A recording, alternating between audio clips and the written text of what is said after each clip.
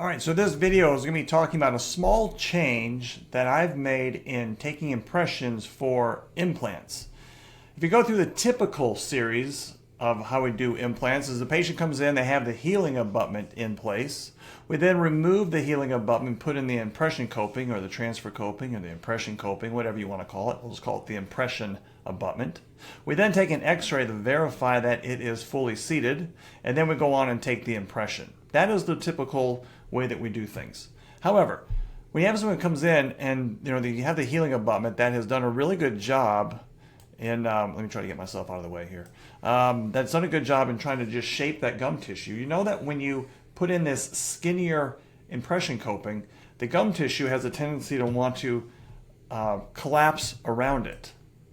So right now, that gum tissue is being held out there because I just moments ago took off the healing abutment and now I have the impression abutment in place. And so what happens though over time, we've all seen this, the gum tissue will have a tendency to want to start to close in around that impression coping. And the thing is that if it gets to be closed in too much, then the problem you run into is that when you take that impression, the lab thinks the gum tissue is there when we really want it out there. So I'd rather kind of switch up the sequence in which we do stuff. I would like to instead do it this way. Take off the healing abutment, put in the impression abutment, take the impression, and then afterwards take the x-ray just to verify that you got it. I understand that the problem you'd run into was, the question might be is, well, what if this didn't seat all the way? Then you have to go and take this off, put it back in, then redo the impression again, which that no one wants to go through and do an impression again.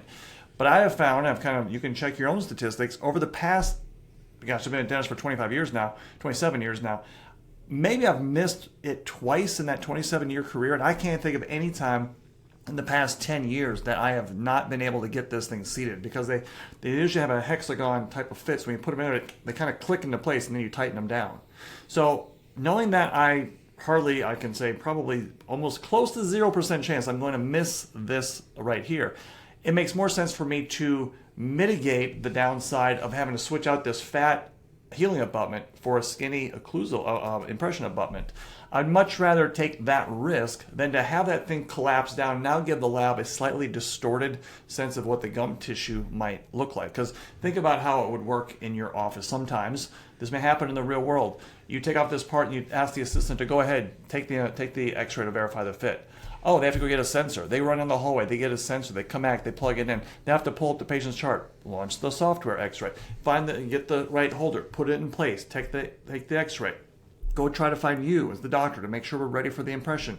They then fit the trays. You can see all that time is going by and the thing is starting to collapse more and more. So what I'm saying here is take the impression when the gum tissue is in the most ideal position, and then, like I said, afterward, just verify, document that you actually had that seated at the time you did it. This even applies to back teeth as well. We like to have that emergence profile. It comes, from the implant, to the occlusal. You like to have it kind of comes, have it out, so it supports the papilla, and also kind of creates so you don't get as much of a food trap. Because we all know that implants are skinnier than natural tooth's width.